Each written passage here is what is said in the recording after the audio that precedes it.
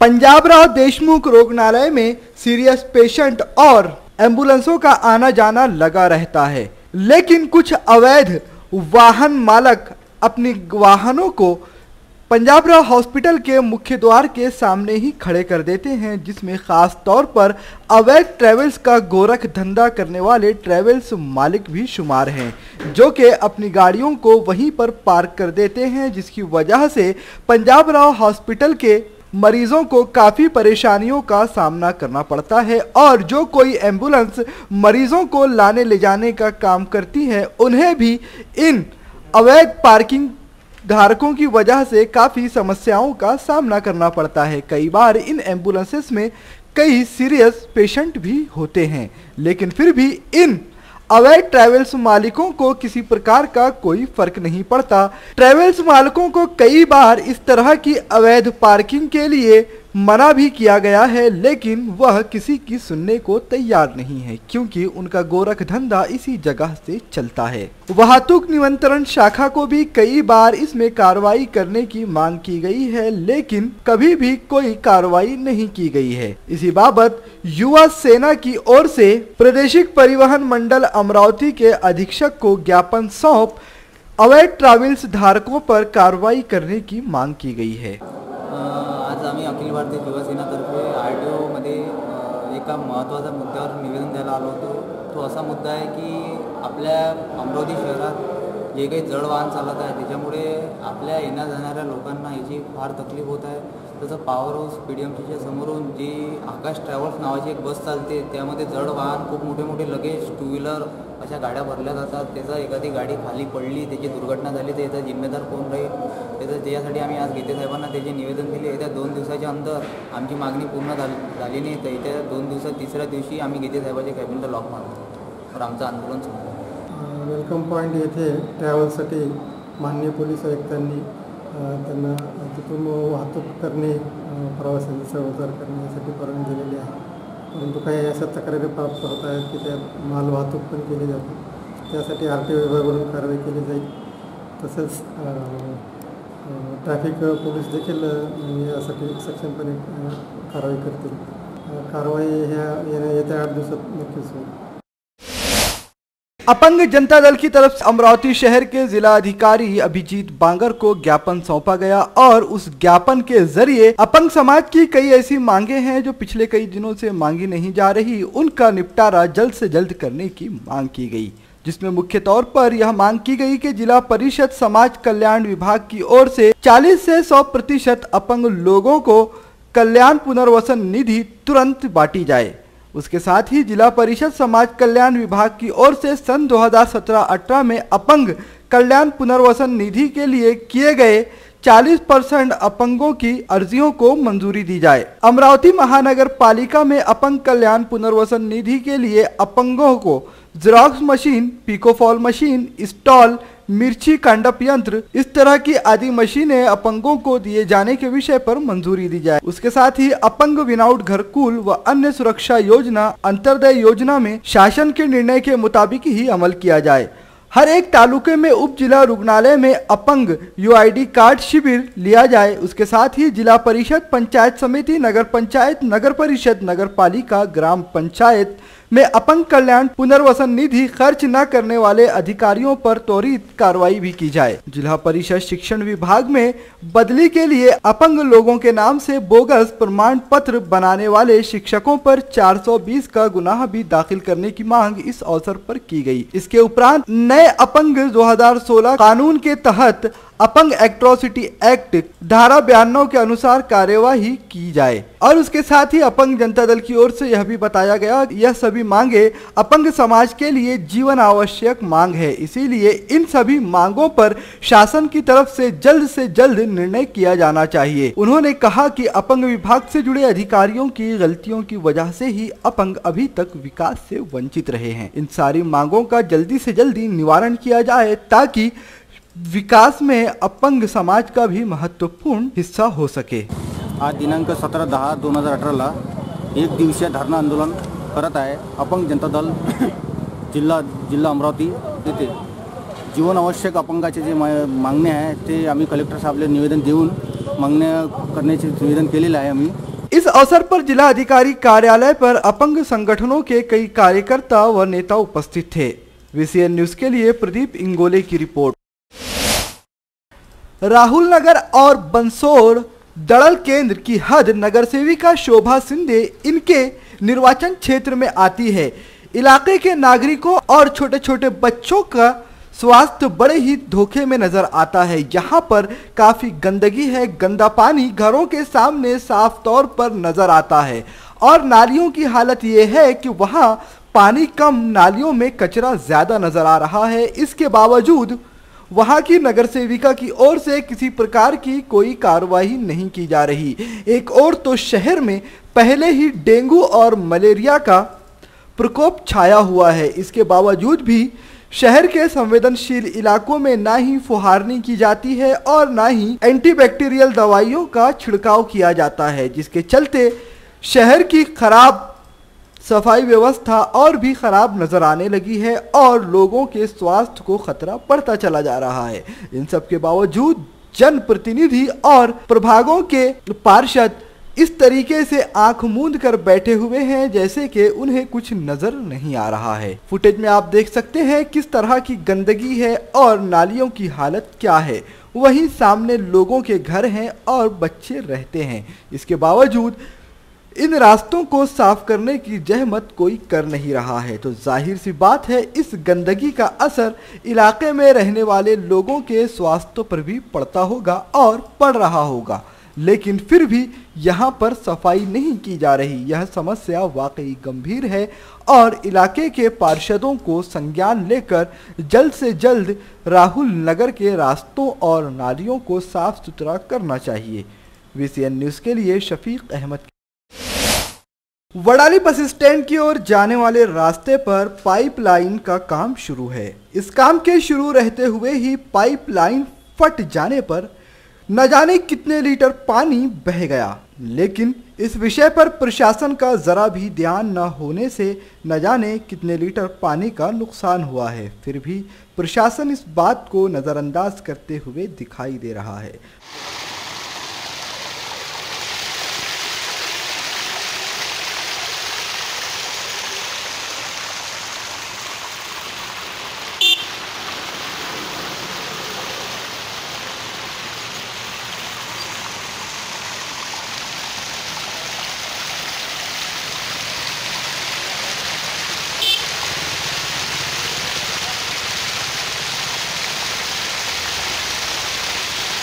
Wadali bus stand रास्ते पर pipeline का काम शुरू रहते समय यह हादसा हुआ।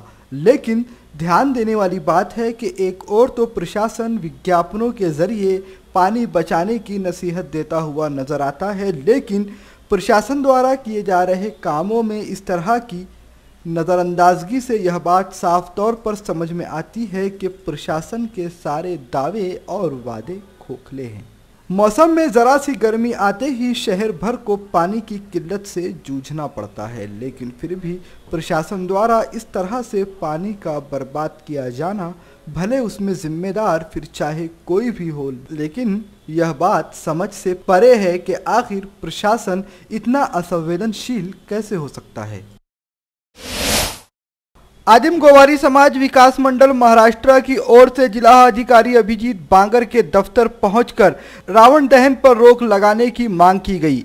आदिवासी समाज के लोगों का कहना है कि रावण दहन की प्रथा कोई स्वर्ग तथा आकाश अवतारित नहीं है, यह प्राचीन भी नहीं है। सर्वप्रथम महात्मा रावण का पुतला बनाकर जलाने की कुप्रथा नागपुर में 1931 में राष्ट्रीय स्वयंसेवक संघ व विश्व हिंदू परिषद द्वारा राजाबाग शाह मंदिर से शुरू की गई थी और यह कुप्रथा पूरे भारतवर्ष में फैल गई है, जो कि यह इतिहास को छुपाने और दबाने का सामान्य भारतीय व नागरिकों को दिग्र भ्रमित तथा दिशा भूल करने का सुनियोजित षड्यंत्र है। वैसा ही रावण का पुतला जलाना रोको, यह विनंती है। आदिवासी समाज के लोगों का कहना है कि रावण एक सुप्रसिद्ध व्यक्ति था, उनका इस तरीके से अपमान नहीं होना चाहिए। VCN न्यूज के लिए प्रदीप इंगोले की रिपोर्ट। बीते 85 वर्षों से चली आ रही परंपरा का जतन करते हुए 18 अक्टूबर को दशहरे के दिन हनुमान व्यायाम मंडल की ओर से शाम 5 बजे कार्यक्रम का हर साल की तरह इस साल भी आयोजन किया गया है। इस उत्सव की तैयारियां अंतिम चरण में आ चुकी है। दशहरे के दिन हनुमान व्यायाम प्रसारक मंडल की ओर से दशहरा मैदान पर आयोजित महोत्सव का इंतजार सभी शहरवासियों को बड़ी बेसब्री से रहता है। इसके साथ ही बियानी कॉलेज में दशहरे के दिन मां अंबा और मां एकवीरा देवी की सीमा उल्लंघन कर पालकी निकाली जाती है। इस मौके पर असंख्य भाविक बड़ी संख्या में मां के दर्शन के लिए आते हैं। श्याम सिंह शर्मा, ये ब्रिजल बियानी साइंस कॉलेज से हूँ। हमारे यहाँ जो ये सीमोल्लंघन होता अंबा देवी का, वो बोलते हैं कि दशहरे के दिन माता जी वहाँ से बाहर जाती घूमने, तो हमारे कॉलेज के पटांगण में आती ये हम सब ये सेवा करते, परोटा रंगोली वगैरह लाइट वगैरह लगाकर उनके आगमन की तैयारी करते पूरी। और कल शाम को 5:15 बजे यहाँ आ जाएंगी माता जी और यहाँ आरती वगैरह होंगी। हमारे प्रेसिडेंट साहब कॉलेज के इनके हस्ते सभी मैनेजमेंट वगैरह रहते, इनके हस्ते यहाँ आरती वगैरह होती है। और इसी के साथ ही या फिर धूमधाम से सवारी आकर यहाँ से वापस मंदिर में माता जी पहुँचती है। मां एकवीरा देवी और मां अंबा देवी की 9 दिन उपासना कर दशहरे के दिन सीमा उल्लंघन के लिए पालकी में रखकर मां के मूर्तियों की यात्रा निकाली जाती है। इसके उपरांत इस पालकी को बियानी कॉलेज परिसर में रखा जाता है। इस बीच हजारों भाविकों का जनसैलाब उमड़ता हुआ नजर आता है। हर कोई पालकी के दर्शन के लिए इस उत्सव में अपनी हाजिरी लगाता है। मां की पालकी का सीमा उल्लंघन कर इस नवरात्रि उत्सव को समाप्त किया जाता है। आश्विन शुद्ध नवमीला याप्रमाणे संपूर्ण पूर्णाहुती होम हवन व पूर्णाहुती झाल्यानंतर घटाचे उत्थापन होते व हजारो भाविक भक्तांना नवमीच्या प्रसादाचे वितरण होते। तसेच आश्विन शुद्ध नवमीला दुपारी 4 वाजता देवीला पालखीमध्ये घेऊन दोन्ही देवीला पालखीमध्ये घेऊन देवीचे सीमोल्लंघन केल्या जाते। याप्रमाणे संपूर्ण नवरात्र उत्सवाची सांगता होते। तसेच नवरात्र झाल्यानंतर पहिल्याच रविवारी देवीला आश्विन नवरात्रानिमित्तेनं लघुरुद्राची पूजा करण्यात येते व त्यानिमित्त सुद्धा संपूर्ण भाविक भक्तांना प्रसादाचे वितरण करण्यात येते। दरवर्षी याप्रमाणे नवरात्र उत्सव हा अशा रीतीने साजरा केला जातो। इस बीच सभी भाविक मां को आपटे का यानी सोने का पान देकर दशहरा धूमधाम से मनाते हैं। शारदीय नवरात्रि के अंतिम दिन महानवमी के उपलक्ष्य पर 17 अक्टूबर के रोज अंबा देवी और एकवीरा देवी संस्थान के परिसर में महायज्ञ का आयोजन किया गया था। इस आयोजन को लेकर दोनों ही परिसर में व्यापक तैयारियां की गई थी।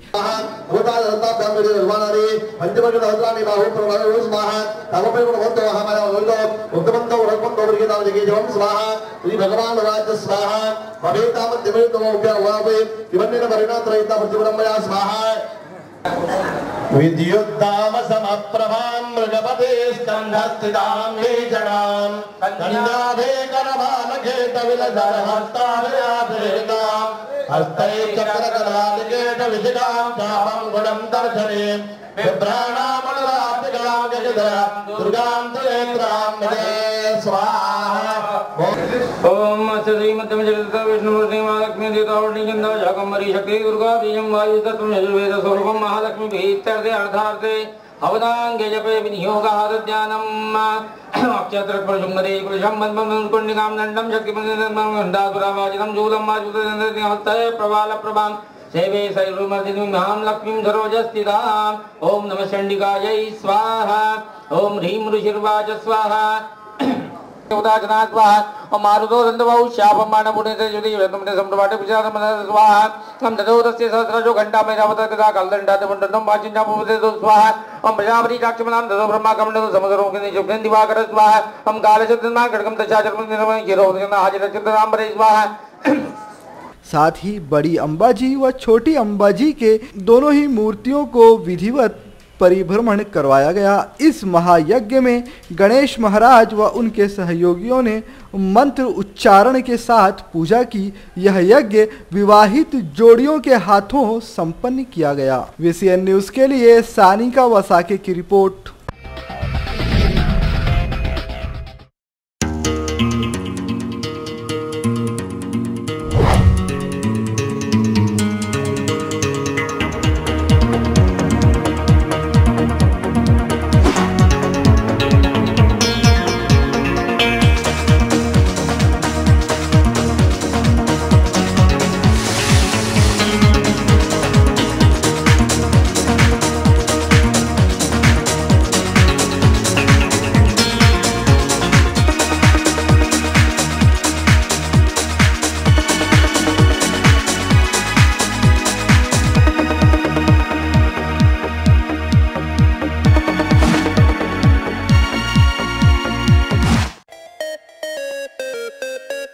विदर्भ का सबसे बड़ा शोरूम बिजीलैंड में Aradhana wholesale shopping mall, wholesale rate में रिटेल बिक्री। आराधना संपूर्ण लग्न बस्ता, बनारसी शालू, डिझायनर साड्या, ghagra odhni, salwar suit, dress material, readymade coat, suiting shirting, teenage wear, kids wear, fashion jewellery, lifestyle, shoes व sandal, home decor, matching. Lane number L2, shop number 43 to 48, Busyland complex, Nandgaon Peth, Amravati. Aradhana wholesale shopping mall, wholesale rate में चिल्लर बिक्री। महाराष्ट्र ग्रामीण रोजगार हमी योजना कर्मचारियों की कृति समिति द्वारा जिला अधिकारी अभिजीत बांगर को ज्ञापन सौंपा गया। इस ज्ञापन में महाराष्ट्र ग्रामीण रोजगार हमी योजना अंतर्गत कॉन्ट्रैक्टधारी कर्मचारियों को पिछले 3-4 माह से मानधन न मिलने पर काफी मुश्किलों का सामना करना पड़ रहा है। इसके साथ ही सेतु समिति की तरफ से आदेश आने पर ही वेतन दिए जाते हैं, जिस वजह से आदेश आने का सभी कर्मचारियों को इंतजार करना पड़ता है। साथ ही अमरावती जिले के 39 कर्मचारियों को कम किया गया है। धारणी तालुका के PTO और CDEO के आवश्यकता अनुसार सेतु से आदेश देने की एवं सभी कॉन्ट्रॅक्टधारी कर्मचारियों को न्याय दिलाने की मांग की गई है। आज आम्ही इथे आपल्या जिल्ह्यातील कंत्राटी कर्मचारी रोयोच्या कामावरती असणारे यांचे 3 ते 4 महिन्यापासून मानधन नाही आहे आणि बरेच लोकांना इथे काढण्यात आलेलं होतं। त्यामुळे या लोकांना आता परत घेण्यात कसं येईल आणि या लोकांचे जे मानधन आहे ते आता थकीत मानधन कुठपर्यंत मिळणार आहे, कारण की दसरा दिवाळी जवळ आलेली आहे आणि आजकाल लोकांकडे कर्मचाऱ्यांकडे पैसा नसल्यामुळे त्या लोकांनी आता म्हणजे ऑफिसला जायचं, दौऱ्यावर जायचं की कुठे जायचं हा प्रश्न उपस्थित झालेला आहे। कारण की कसा जीवनमान आर्थिक परिस्थिती जर खालावलेली असल्यानंतर अशा गोष्टीला आता ते काय करणार त्यामुळे प्रश्न आलेला आहे। तर त्यामुळे आज सर्वांकडे पर्याय काहीच नाही आहे, पैसे नसल्यामुळे आज आम्ही इथं कलेक्टर ऑफिसला जिल्हाधिकाऱ्यांना महोदयांना भेटून त्यांना पैसे आता आमचे जे पगार मानधन जे झाले नाही आहेत त्याच्याबद्दल त्यांना विनंती करणार आहे आणि लवकरात लवकर पैसे मिळतील त्यांना आम्ही आमचं निवेदन सोपवून करणार आहे। आने वाले दिनों में दिवाली का त्योहार है, जिस वजह से वेतन न मिलने पर कॉन्ट्रैक्टधारी कर्मचारियों के घर दिवाली की रौनक नजर नहीं आ रही है। इन मुश्किलों को देखते हुए महाराष्ट्र ग्रामीण रोजगार हमी योजना कर्मचारियों की कृति समिति ने सभी कर्मचारियों के हक की मांग करते हुए जिला अधिकारी को ज्ञापन सौंपा। इस मौके पर महाराष्ट्र ग्रामीण रोजगार हमी योजना समिति के अध्यक्ष विवेक तायडे, उपाध्यक्ष संदीप झाड़ोकार, सचिव पंकज साखरकर के साथ अन्य लोग भी उपस्थित थे। VCN न्यूज के लिए प्रदीप इंगोले की रिपोर्ट। बीते 85 वर्षों से चली आ रही परंपरा का जनत करते हुए 18 अक्टूबर को दशहरा के दिन हनुमान व्यायाम प्रसारक मंडल की ओर से शाम 5 बजे बडनेरा रोड स्थित दशहरा मैदान पर दशहरे उत्सव का आयोजन किया गया है। उत्सव की तैयारियां अंतिम चरण में हैं। यहां हयार्प के विद्यार्थियों द्वारा एक से बढ़कर एक पारंपरिक खेलों के हैरतअंगेज करतब प्रस्तुत किए जाएंगे। इसके लिए विद्यार्थियों के द्वारा करीब 1 माह पूर्व से ही प्रैक्टिस की जा रही है।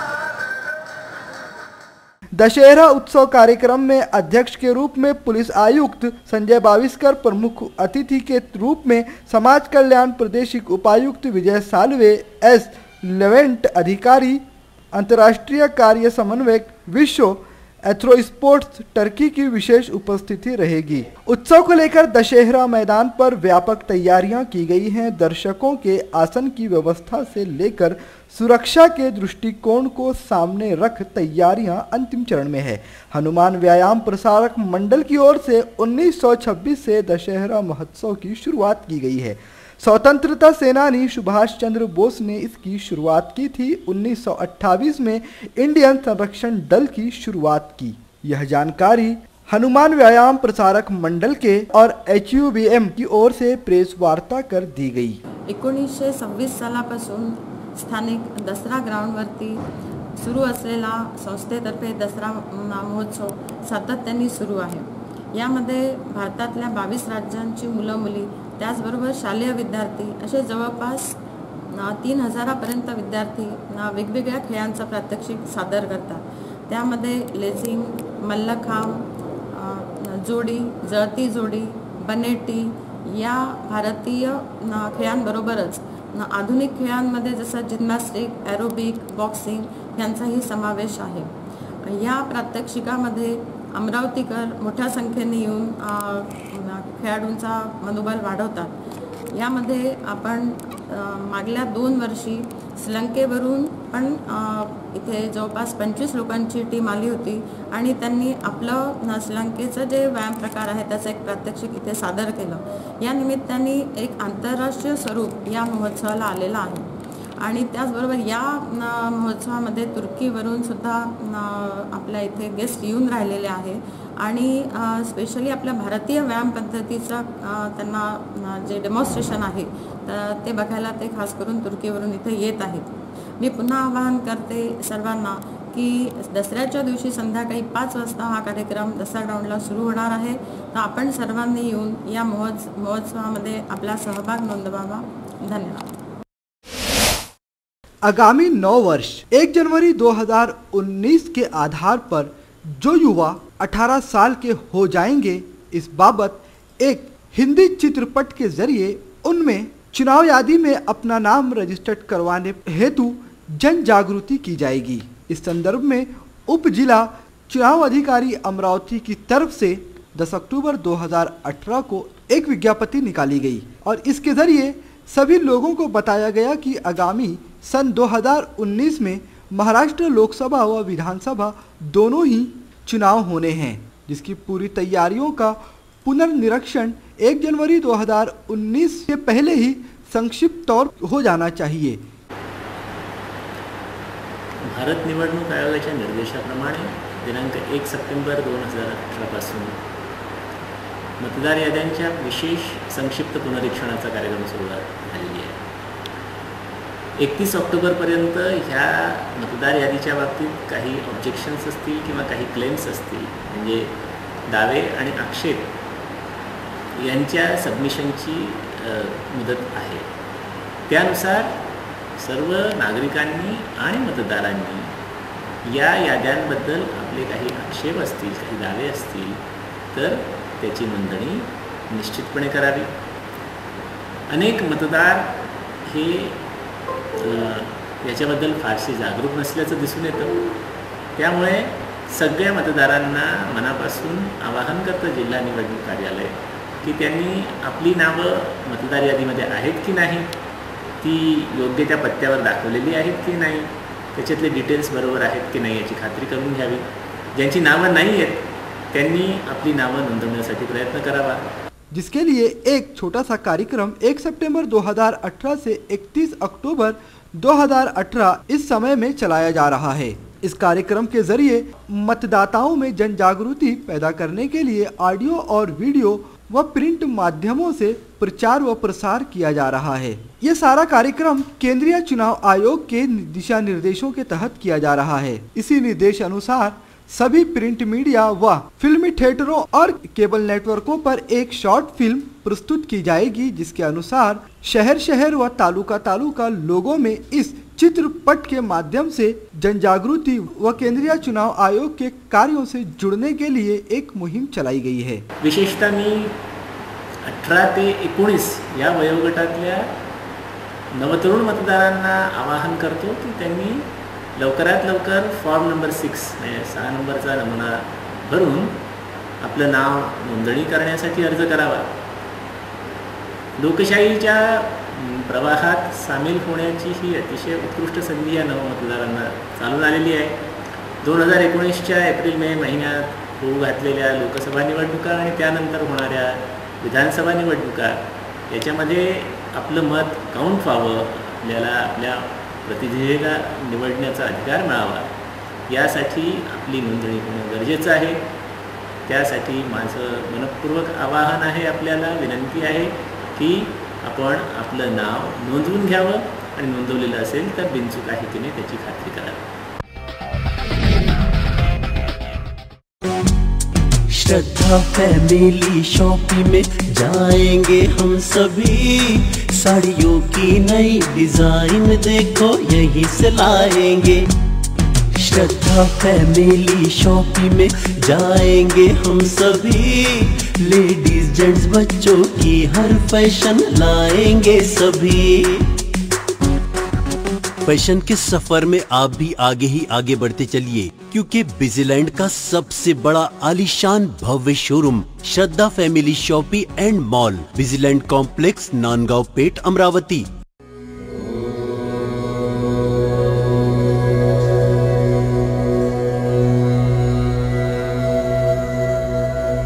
संवाद ज्योतिष एवं आध्यात्मिक अनुसंधान केंद्र।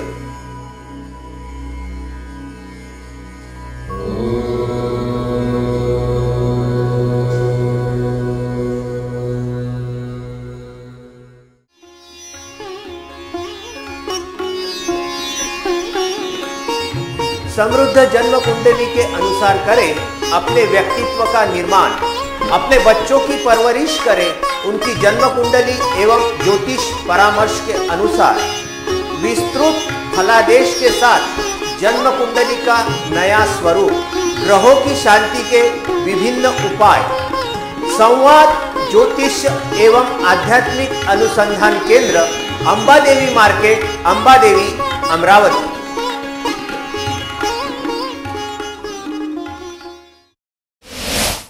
इस वक्त पूरे देश में नवरात्रि उत्सव और रावण दहन की धूम मची हुई है। इसी सिलसिले में अमरावती शहर में भी जगह जगह रावण के पुतले बनाए जाने की तैयारियां शुरू हो गई हैं। पंडाल सज चुके हैं, भव्य मैदानों को बड़े ही शानदार तरीके से सजाया जा रहा है और दशहरे के दिन रावण दहन की तैयारियां की जा रही हैं। कई संगठन भिन्न भिन्न तरीकों से अपने अपने इलाकों में रावण दहन की तैयारियां कर रहे हैं। इस रावण दहन के अवसर पर कई संगठनों ने रावण दहन का विरोध भी किया है, लेकिन फिर भी कई वर्षों से चली आ रही इस परंपरा को कायम रखते हुए इस साल भी अमरावती शहर में रावण दहन के कार्यक्रम का आयोजन करने वाले संगठनों की ओर से तैयारियां पूरे जोरों शोर से की जा रही है और अब शहर में रावण दहन के लिए मैदानों में तैयारियां भी शुरू हो चुकी हैं। रावण के पुतले का इंतजार हो रहा है और देर है तो बस उस समय की जब तीर और कमान के जरिए रावण के पुतले को आग लगाई जाएगी। पूरा शहर उस लम्हे के इंतजार में है कि रावण दहन कर विजयदशमी की खुशियां मनाई जाए। अंबादेवी की पवित्र नगरी अमरावती में नवरात्रि और विजयदशमी की धूम अपने पूरे चरण पर है। भक्त अंबादेवी और एकवीरा देवी के दर्शन के लिए भारी मात्रा में पहुंच रहे हैं। अमरावती शहर के राजकमल चौक से लेकर अंबादेवी मंदिर परिसर तक पिछले कुछ दिनों से भक्तों का भारी जमावड़ा लगा हुआ है, लेकिन भक्तों की इस श्रद्धा के बीच कोई खलल न आए, इसीलिए अमरावती पुलिस भी अपने पूरे जोश व उल्लास और कर्तव्य निर्वाहन के साथ मुसलसल लगी हुई है और अमरावती पुलिस इस बात का खास ख्याल रख रही है कि किसी भी तरह की ऐसी कोई घटना न हो जिसके चलते भक्तों को कष्ट उठाना पड़े। जी हाँ, आप देख सकते हैं किस तरह से सुबह से लेकर शाम तक और शाम से लेकर उस वक्त तक जब तक रास्तों पर भक्तों की आवाजाही खत्म नहीं हो जाती, उस वक्त तक अमरावती पुलिस बराबर लगी रहती है और शहर की जनता को अपनी सेवाएं मुहैया कराती है। यह अमरावती पुलिस के निष्ठावान कर्तव्य का ही नतीजा है कि अमरावती शहर में भक्त बेपरवाह होकर अपनी माता के दर्शन के लिए आ पा रहे हैं और इस बात के लिए अमरावती पुलिस की सराहना भी करनी चाहिए कि अब तक कोई किसी तरह की ऐसी अप्रिय घटना नहीं घटी जिससे कि भक्तों के दिलों में कोई डर या खौफ पैदा हो।